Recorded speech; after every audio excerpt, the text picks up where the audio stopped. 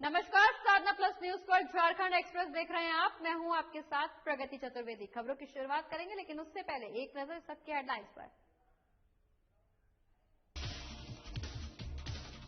मधुपुर उपचुनाव को लेकर की गई बैठक। पार्टी अध्यक्ष ऋषोम गुरु की अध्यक्षता में हुई बैठक में मुख्यमंत्री हेमंत सोरेन भी हुए शामिल।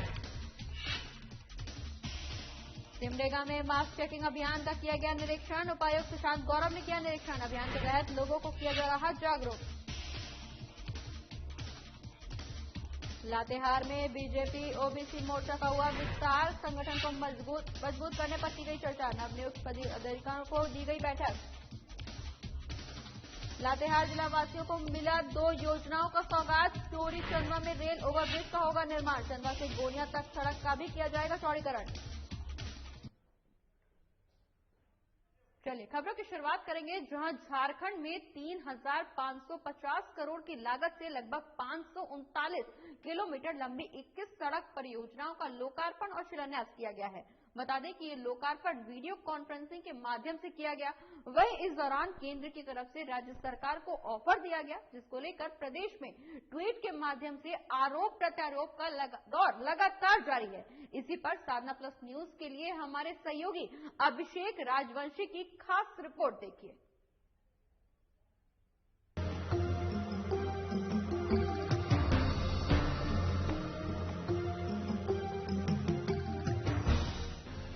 वीडियो कॉन्फ्रेंसिंग के माध्यम से 21 सड़क परियोजनाओं का लोकार्पण और शिलान्यास किया गया।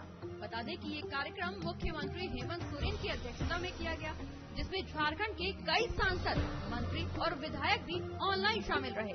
वहीं मौके पर सड़क परिवहन, राजमार्ग और जहाजरानी मंत्री भारत सरकार नितिन गडकरी ने झारखंड के मुख्यमंत्री हेमंत सोरेन से कहा कि आप सूबे के विकास को लेकर प्रपोजल तैयार करें। काम सही होना चाहिए, पैसों की कोई कमी नहीं है।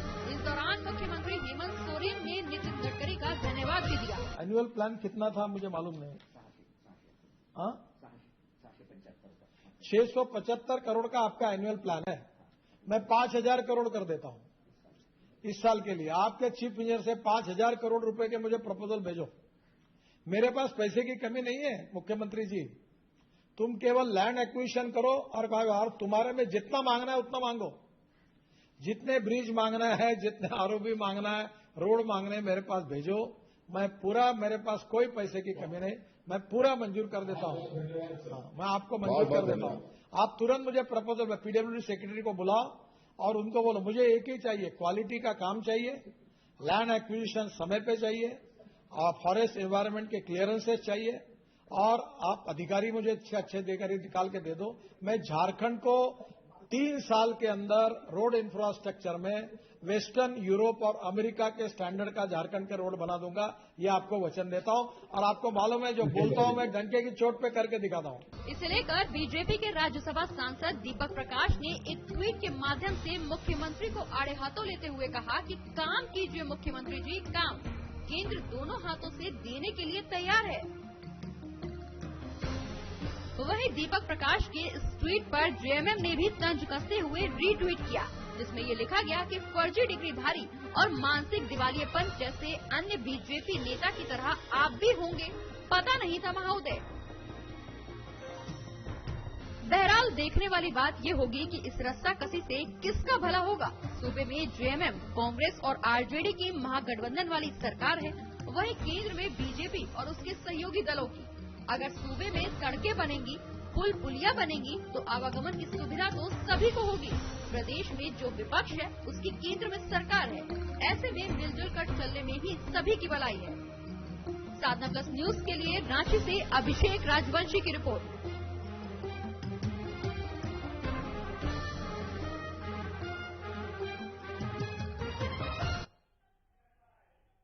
तो जहां एक तरफ सड़क परियोजनाओं का लोकार्पण और शिलान्यास किया गया है, वहीं अब इस शिलान्यास के बाद आरोप प्रत्यारोप का दौर भी शुरू हो गया है। जहां विपक्ष लगातार सरकार पर हमला करने की कोशिश कर रहा है, वहीं सरकार भी अपने ट्वीट के माध्यम से विपक्ष को लगातार जवाब देती हुई नजर आ रही है। वहीं आपको बता दें कि इस दौरान मधुपुर उपचुनाव को लेकर भी चर्चा की गई। वहीं मधुपुर उपचुनाव को लेकर बैठक की गई है, जहां पार्टी के अध्यक्ष दिशोम गुरु शिबू सोरेन की अध्यक्षता में केंद्रीय समिति की यह बैठक हुई। वहीं बैठक के दौरान पार्टी ने पूरी ताकत के साथ उपचुनाव लड़ने का फैसला लिया। साथ ही इस दौरान जेएमएम प्रत्याशी को बड़े अंतर से उपचुनाव जीताकर महरूम हाजी साहब को श्रद्धांजलि देने का संकल्प भी लिया गया। इस बैठक में मुख्यमंत्री हेमंत सोरेन भी मौजूद रहे।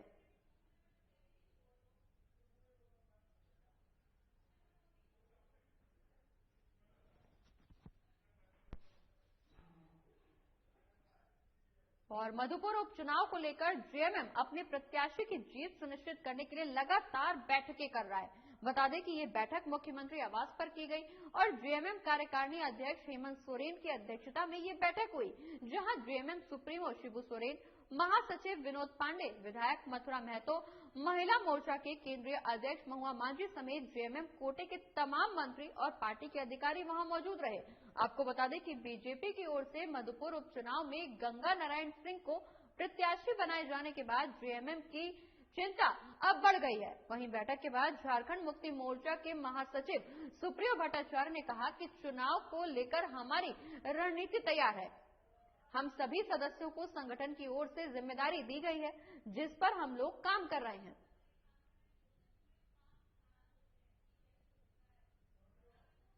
मधुपुर के लिए हम लोग बहुत ज्यादा सीरियस हैं और हमको लगता है कि जो दुमका के समय में भी आप लोगों को याद होगा कि बाबूलाल जी ने कहा था कि इतने तारीख को नई सरकार बन जाएगी। उसी तरह की फुहरता जो राजनीतिक वाचालता है बाबूलाल जी का फिर से निकल कर आ गया। तो उनको माकूल जवाब देने के लिए जैसा दुमका की जनता ने दिया था, मधुपुर की जनता भी देगी। वहां पर जो 66 पंचायत है उसको सेक्टर वाइज हम लोगों ने बांटने का काम किया और पार्टी के एक एक पदाधिकारी, चाहे वो विधायक हो, चाहे मंत्री हो, चाहे अन्य जो लोग हैं, वो सेक्टर वाइज काम करेंगे और सेक्टर को भी हम लोगों ने 11 क्लस्टर में बांटने का काम किया है। और हमको लगता है कि एक बहुत बड़े मार्जिन के साथ, हमको लगता है कि झारखंड का सबसे बड़ा मार्जिन का चुनाव मधुपुर हम लोग। संगठन की कार्यसमिति की बैठक थी। कार्यसमिति की बैठक में तमाम अगुवा साथियों के विचार आए। मधुपुर का चुनाव झारखंड मुक्ति मोर्चा के लिए एक महत्वपूर्ण चुनाव है और इस चुनाव के मद्देनजर संगठन अपनी पूरी तैयारी और पूरी ताकत के साथ लगेगा। दूसरी पाली में अभी विधायक दल की बैठक है।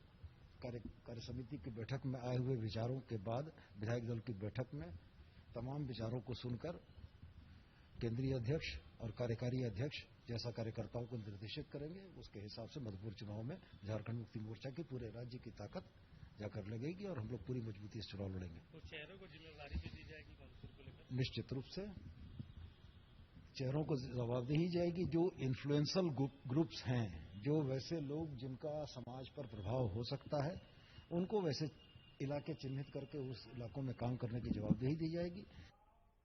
वहीं मधुपुर विधानसभा उपचुनाव को लेकर अब बीजेपी और कांग्रेस के बीच जुबानी जंग तेज हो गई है। एक दूसरे पर तल्ख टिप्पणी करने लगे हैं दोनों।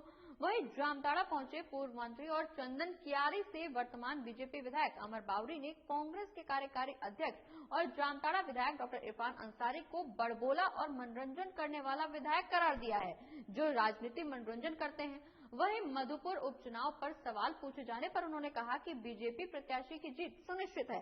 बीजेपी विधायक अमर बावरी के बयान पर कांग्रेस विधायक डॉक्टर इरफान अंसारी ने प्रतिक्रिया देते हुए अमर बावरी की तुलना साउथ फिल्मों के गुंडे से कर दी। वहीं जामताड़ा विधायक ने कहा कि अमर बावरी का बयान निंदनीय है।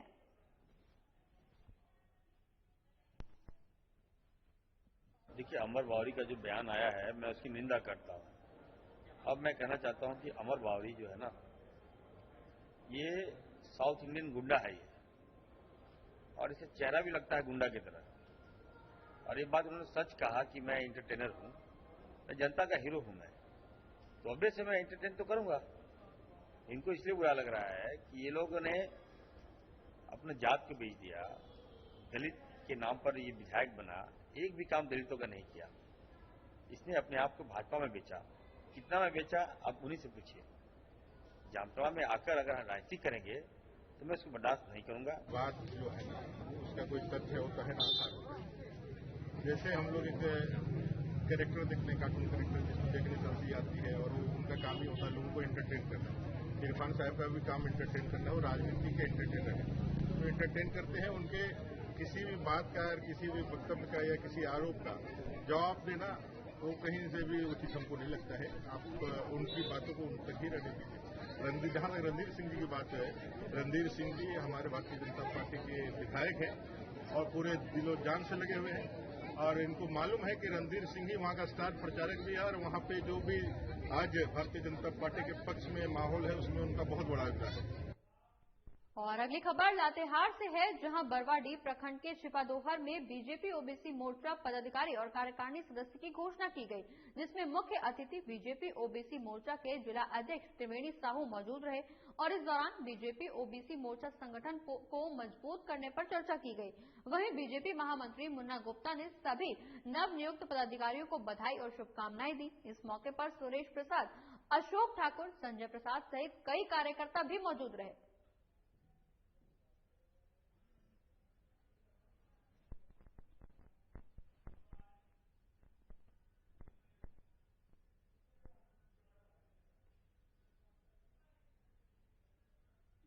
आज बहुत बड़ा खुशी की बात है कि आज हम मेनका विधानसभा क्षेत्र में प्रथम चरण छिपादोहर में हम सुरेश प्रसाद सौंडी उपाध्यक्ष छिपादोहर के अध्यक्षता में मंडल कार्य ओबीसी मोर्चा के मंडल कार्य समिति की घोषणा किया गया, जो कि अचानक समय में लोग जुट करके आज कार्यक्रम का सफल कर मुझे घोषणा का लेख दिया गया। और इसी के साथ यहां रुक रहे एक छोटे से ब्रेक के लिए। ब्रेक के उस पार भी झारखंड की तमाम बड़ी खबरों का सिलसिला रहेगा जारी।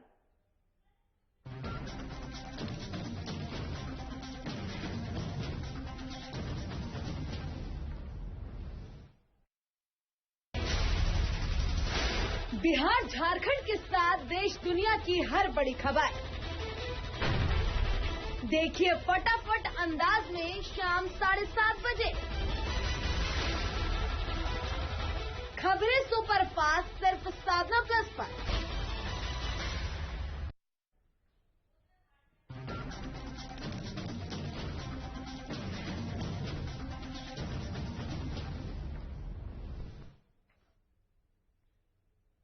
और ब्रेक के बाद झारखंड एक्सप्रेस में एक बार फिर से स्वागत है आपका। खबरों में अब बात पतरातू की करेंगे, जहां पीटीपीएस स्थित अंबेडकर पार्क पर राष्ट्रीय स्वयंसेवक संघ ने शाखा वार्षिक उत्सव का आयोजन किया।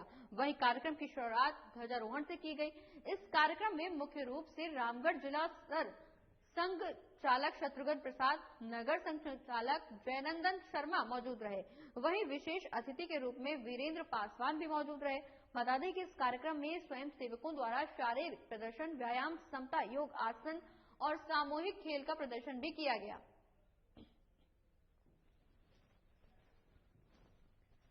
तो पतरातू में आरएसएस ने शाखा वार्षिकोत्सव का आयोजन किया है, जिसमें तमाम लोगों ने शिरकत की है। वहीं इस दौरान कई तरह के खेल भी खेले गए। तस्वीरों में भी आप साफ तौर पर देख सकते हैं, जहां इस दौरान आरएसएस ने शाखा वार्षिकोत्सव का आयोजन किया है, जिसमें तमाम लोग अपने खेल का प्रदर्शन देते हुए नजर आए। तो इस दौरान कई तरह के खेल किए गए। वहीं कार्यक्रम की शुरुआत ध्वजारोहण के साथ की गई है। पतरातू में ध्वजारोहण के साथ कार्यक्रम का शुभारंभ किया गया, जिसमें तमाम लोगों ने शिरकत की है। वहीं इस दौरान लोगों ने कई खेल भी खेले हैं। आपको बता दें कि इस दौरान शाखा वार्षिकोत्सव के आयोजन में ध्वजारोहण के साथ कार्यक्रम की शुरुआत की गई।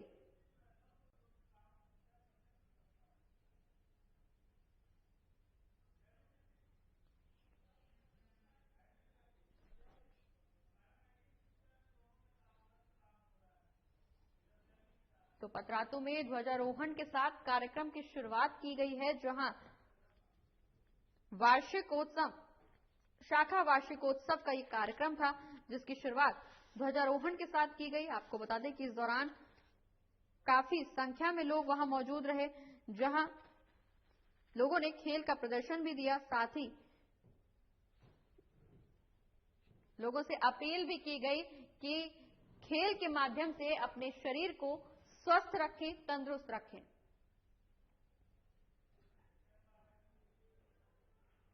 बढ़ते आगे और अब बात हजारीबाग की करेंगे, जहां कोविड-19 का टीकाकरण अब शुरू हो गया है। जहां 45 साल से ज्यादा वाले उम्र के लोगों को कोरोना का टीका देने की शुरुआत की गई है। वहीं टीकाकरण को लेकर जिला प्रशासन और अस्पताल प्रबंधन दोनों ही काफी सक्रिय भूमिका निभा रहे हैं और टीका देने वाले और लेने वाले दोनों लोग इससे काफी संतुष्ट भी दिखाई दे रहे हैं।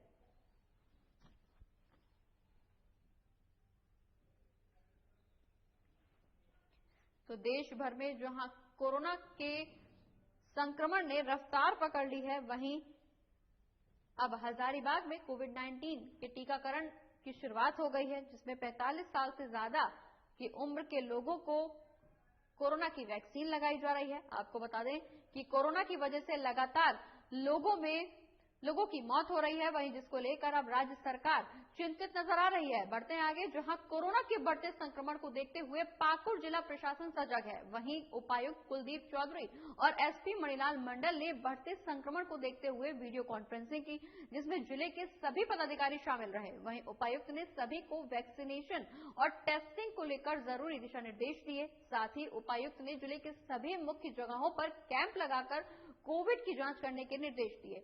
बता दें कि एसपी मणिलाल मंडल ने लोगों से इस दौरान अपील भी की कि सभी लोग अपना वैक्सीनेशन करवाएं। साथ ही उन्होंने ये भी कहा कि वैक्सीनेशन को लेकर कोई अफवाह फैलाता है तो पुलिस उस पर कठोर कार्रवाई करेगी।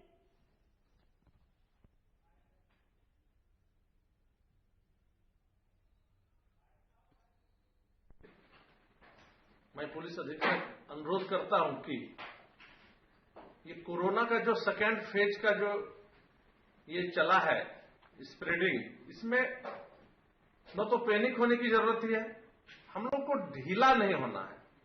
इसमें पहले से सभी को जानकारी है, सोशल डिस्टेंसिंग, मास्क का पहनना, सैनिटाइजर का यूज करना, किसी भी तरह के भीड़ भाड़ में वो प्रिस्क्राइब्ड डिस्टेंस 6 फीट का इसको मेंटेन करना, ये जरूरी है। Prevention is better than cure, इसमें हम लोग का ये बचाव करेगा।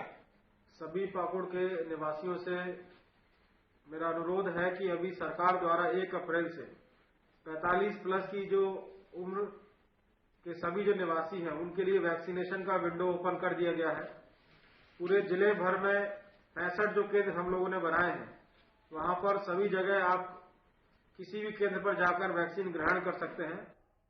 और सिमडेगा के कोचेडेगा में मास्क चेकिंग अभियान का उपायुक्त ने निरीक्षण किया। आपको बता दें कि उपायुक्त सुशांत गौरव ने क्षेत्र भ्रमण के दौरान कोचेडेगा चौक के पास मास्क चेकिंग अभियान का निरीक्षण किया।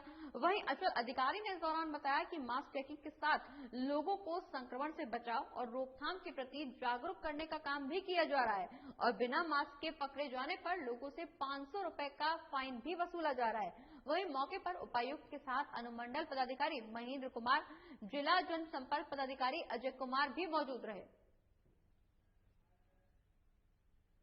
उपायुक्त महोदय के निर्देशानुसार आज हम लोग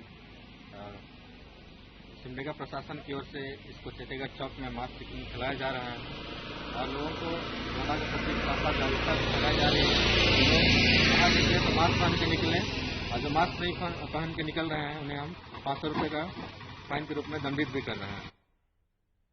हजारीबाग झील में पीएचडी विभाग के द्वारा मिट्टी भराई का काम कराया जा रहा है, जिसका विरोध स्थानीय जनप्रतिनिधियों और कई लोगों ने किया था, जिसको देखते हुए आज मेयर रोशनी तिर्की ने घटनास्थल पर पहुंचकर अपने निगम की गाड़ियों से सभी मिट्टी को उठाकर वापस भिजवा दिया। साथ ही उन्होंने बताया कि विभाग के द्वारा निगम क्षेत्र में कोई भी काम करने से पहले एनओसी लेनी चाहिए थी, जो कि उनके द्वारा नहीं ली गई और यहां पर मिट्टी भराई का काम शुरू कर दिया गया। उन्होंने आगे कहा कि निगम क्षेत्र के एक झील भर देने की मंशा इसमें दिखाई दे रही है।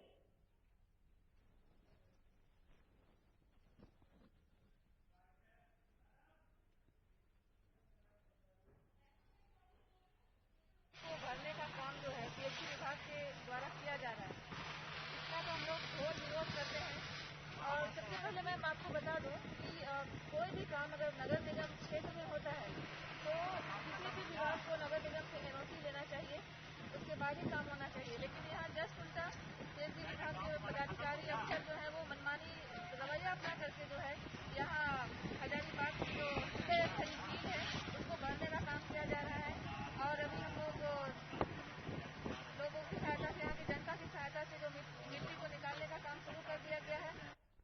और अब बात लातेहार की, जहां सरस्वती विद्या मंदिर के प्रांगण में हिंदू नव वर्ष समिति की बैठक की गई, जो कि ध्रुव कुमार पांडे की अध्यक्षता में की गई, जिसमें भारत माता की पूजा के बाद कार्यक्रम का शुभारंभ किया गया।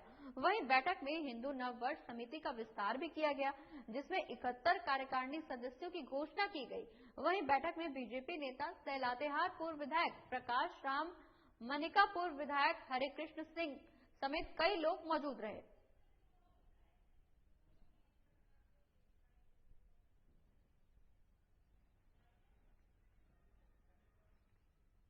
तो हिंदू नव वर्ष समिति की बैठक हुई, जिसमें तमाम लोग मौजूद रहे। आपको बता दें कि इस दौरान भारत माता की पूजा के बाद कार्यक्रम का शुभारंभ किया गया, जहां कमेटी के विस्तार पर जोर दिया गया। साथ ही लोगों से अपील की गई कि वो ज्यादा से ज्यादा लोगों के बीच जागरूकता फैलाएं, काम करें।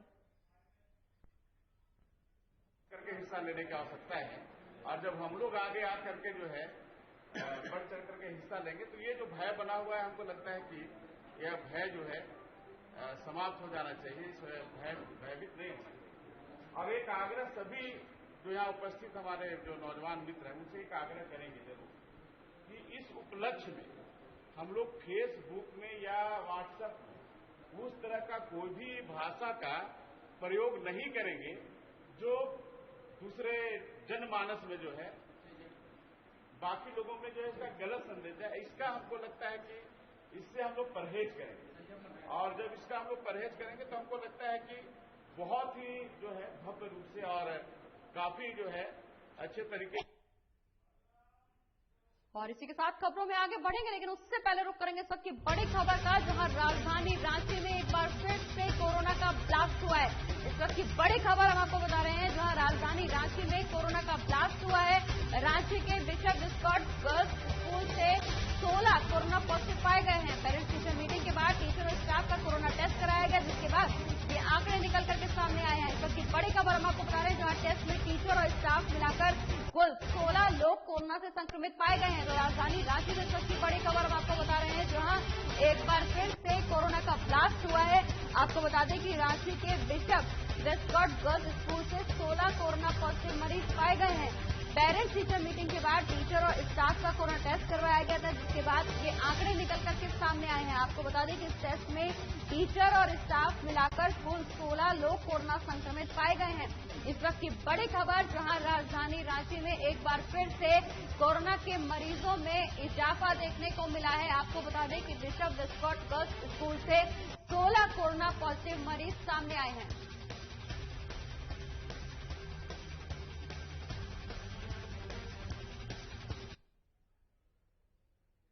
बढ़ते आगे, जहां बोकारो सिटी सेंटर स्थित गौतम डेंटल केयर में ओरल कैंसर जागरूकता अभियान की शुरुआत की गई। वहीं इस मौके पर मौजूद सभी लोगों की फ्री जांच की गई। वहीं डॉक्टर शुभ्रा गौतम ने इस दौरान ओरल कैंसर से जुड़ी कई जानकारियां लोगों को दी। उन्होंने बताया कि आज दुनिया भर में होने वाले ओरल कैंसर में से 1/3 मरीज भारत से आते हैं और हर घंटे माउथ कैंसर से 5 लोगों की जान चली जाती है। डॉक्टर गौतम ने यह भी बताया कि ओरल कैंसर का इलाज अगर शुरुआती दौर से ही किया जाए तो बहुत ही कम खर्च में मरीज ठीक हो जाते हैं। उन्होंने कहा कि तंबाकू और उसके कई उत्पाद ओरल कैंसर के मुख्य कारण हैं।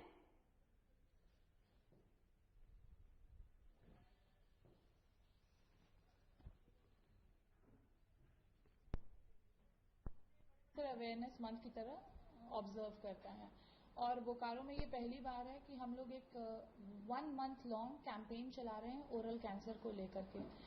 लगभग इंडिया में हर घंटे 5 लोगों की मौत हो जाती है सिर्फ ओरल कैंसर से, और पूरे दुनिया में 30% ओरल कैंसर के जो केसेस हैं वो इंडिया की तरफ से हैं। आप इमेजिन कीजिए कि इतने सारे देश हैं और फिर भी हम 30% केसेस कंट्रीब्यूट कर रहे हैं, तो यानी हमारी लाइफस्टाइल में कुछ तो कमी है और कुछ परेशानी है।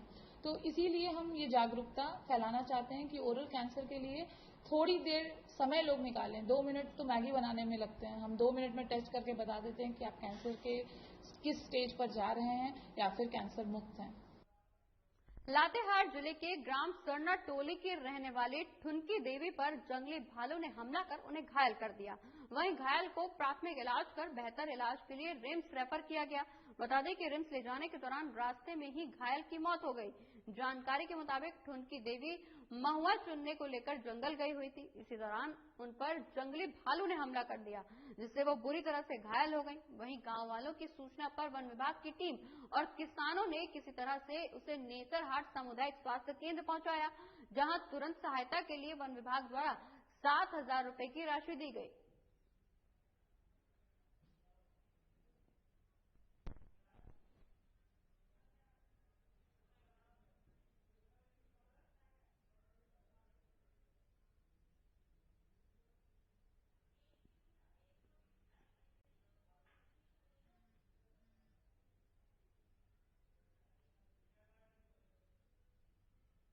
और रामगढ़ थाना क्षेत्र के व्यवहार न्यायालय के पास होटल कृष्णा पैलेस में एक व्यक्ति की हत्या कर दी गई। घटनास्थल पर पहुंचे सब इंस्पेक्टर जयप्रकाश शर्मा ने शव को अपने कब्जे में लेकर पोस्टमार्टम के लिए भेज दिया। बता दें कि मृतक की पहचान वकील अजय महतो के रूप में की गई है, जो रामगढ़ के सिविल कोर्ट में वकील थे। वहीं जानकारी के मुताबिक दोपहर में एक बच्चा पानी पीने के लिए होटल के अंदर घुसा तो देखा कि काउंटर के नीचे एक व्यक्ति की लाश पड़ी हुई है, जिसके बाद इसकी सूचना पुलिस को दी गई। फिलहाल पुलिस पूरे मामले की जांच कर रही है।